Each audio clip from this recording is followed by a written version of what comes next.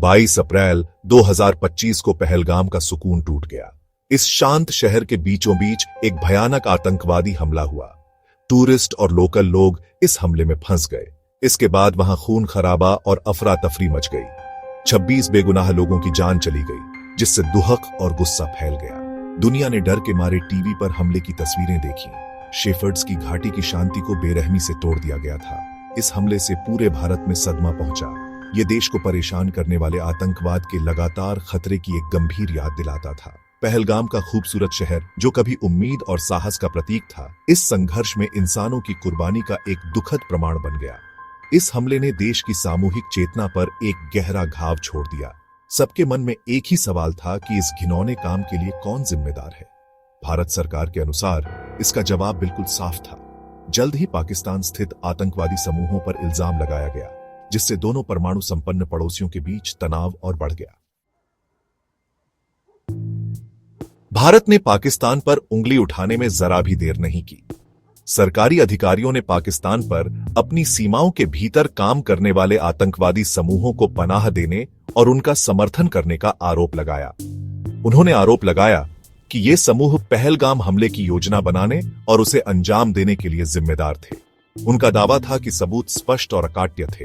हालांकि पाकिस्तान ने हमले में किसी भी तरह की संलिप्तता से साफ इनकार कर दिया। उन्होंने आरोपों को निराधार बताया और अंतर्राष्ट्रीय मंच पर पाकिस्तान को बदनाम करने की कोशिश बताया। उन्होंने भारत से निराधार आरोप लगाने से बचने और इस मुद्दे को शांतिपूर्वक हल करने के लिए बातचीत करने का आग्रह किया। अंतर्राष्ट्रीय समुदाय ने सांस रोककर देखा, क्योंकि दोनों परमाणु संपन्न पड़ोसियों के बीच जुबानी जंग तेज हो गई थी। संयुक्त राष्ट्र ने संयम बरतने का आह्वान किया और दोनों पक्षों से स्थिति को शांत करने का आग्रह किया। व्यापक संघर्ष का खतरा मंडरा रहा था, जिससे क्षेत्र में नाजुक शांति को खतरा था। हालांकि भारत संयम बरतने के मूड में नहीं था। पहलगाम हमले ने दिल को छू लिया था और सरकार ने जिम्मेदार लोगों के खिलाफ निर्णायक कार्रवाई करने की कसम खाई थी। देश भारत की प्रतिक्रिया के लिए खुद को तैयार कर रहा था। 7 मई 2025 को भारत ने ऑपरेशन सिंदूर शुरू किया। नियंत्रण रेखा के पार आतंकवादी ढांचे को ध्वस्त करने के उद्देश्य से यह एक सावधानीपूर्वक योजनाबद्ध और सावधानीपूर्वक अंजाम दिया गया सैन्य अभियान था। भारतीय वायुसेना के जेट विमानों ने सटीक निर्देशित हथियारों से लैस होकर पाकिस्तान के कब्जे वाले कश्मीर में 9 संदिग्ध आतंकवादी शिविरों पर हमला किया। इसके साथ ही भारतीय सेना के कमांडो ने प्रमुख आतंकवादी ठिकानों पर सर्जिकल स्ट्राइक की। इस ऑपरेशन ने पाकिस्तान को एक स्पष्ट संदेश भेजा: भारत अपनी धरती पर आतंकवाद बर्दाश्त नहीं करेगा और जरूरत पड़ने पर बल प्रयोग से जवाब देगा। भारत में इन हमलों को खुशी और आशंका के मिश्रित भाव से देखा गया। जहां कई लोगों ने सरकार की निर्णायक कार्रवाई की सराहना की, वहीं अन्य लोग स्थिति बिगड़ने की आशंका से चिंतित थे। भारत ने कहा कि हमले विशेष रूप से आतंकवादी ढांचे पर केंद्रित थे और नागरिक हताहतों से बचने के लिए सभी सावधानियां बरती गई। उन्होंने हमलों के फुटेज जारी किए, जिसमें दावा किया गया कि लक्षित शिविरों को भारी नुकसान हुआ है। सेक्शन 4 पाकिस्तान का पलटवार इनकार और चुनौती। पाकिस्तान ने भारतीय हमलों पर पहले से ही अपेक्षित गुस्से के साथ प्रतिक्रिया व्यक्त की।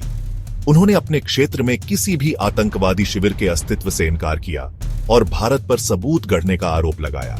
उन्होंने दावा किया कि भारतीय हमले आक्रामकता का कार्य थे और उनकी संप्रभुता का उल्लंघन थे। पाकिस्तान ने यह भी दावा किया कि उसने 2 भारतीय लड़ाकू विमानों को मार गिराया है और एक भारतीय पायलट को पकड़ लिया है। हालांकि भारत ने किसी भी विमान के खोने से इनकार किया। पाकिस्तानी सेना ने अपने चुने हुए समय और स्थान पर जवाबी कार्रवाई करने की कसम खाई। दोनों देशों के बीच तनाव चरम पर पहुंच गया, क्योंकि एक पूर्ण संघर्ष का खतरा पहले से कहीं अधिक बड़ा हो गया था। दुनिया ने सांस रोककर रखी। उम्मीद है कि समझदारी की जीत होगी। सेक्शन 5 दुनिया की प्रतिक्रिया, संयम और मध्यस्थता का आह्वान। अंतर्राष्ट्रीय समुदाय ने भारत और पाकिस्तान के बीच बढ़ते तनाव पर चिंता और घबराहट के साथ प्रतिक्रिया व्यक्त की। संयुक्त राष्ट्र सुरक्षा परिषद ने स्थिति पर चर्चा करने के लिए एक आपात बैठक की। संयुक्त राष्ट्र महासचिव ने दोनों पक्षों से अधिकतम संयम बरतने और ऐसे किसी भी कार्य से बचने का आह्वान किया जिससे स्थिति और बिगड़ सकती है।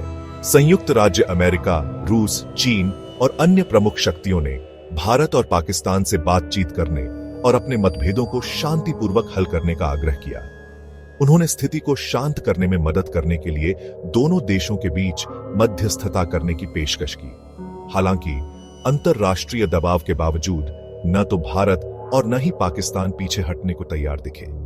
दोनों देश एक खतरनाक गतिरोध में बंद रहे, जिसमें हर दिन व्यापक संघर्ष की संभावना बढ़ रही थी। सेक्शन 6 किनारे पर एक क्षेत्र बढ़ते तनाव का खतरा। 9 मई 2025 तक भारत और पाकिस्तान के बीच स्थिति बेहद तनावपूर्ण बनी हुई है। दोनों देशों ने अपनी सेनाओं को हाई अलर्ट पर रखा है और आगे तनाव बढ़ने का खतरा बहुत वास्तविक है। अंतर्राष्ट्रीय समुदाय दोनों पक्षों से संयम दिखाने और बातचीत करने का आग्रह करता रहता है। हालांकि भारत और पाकिस्तान के बीच गहरे अविश्वास और दुश्मनी को देखते हुए इस नवीनतम संकट का शांतिपूर्ण समाधान खोजना बेहद चुनौतीपूर्ण होगा। युद्ध का साया इस क्षेत्र पर मंडरा रहा है। दो परमाणु संपन्न पड़ोसियों के बीच एक पूर्ण संघर्ष के परिणाम सोचने से भी भयानक हैं। दुनिया केवल यही उम्मीद और प्रार्थना कर सकती है कि समझदारी की जीत होगी और भारत और पाकिस्तान को कगार से पीछे हटने का रास्ता मिल जाएगा।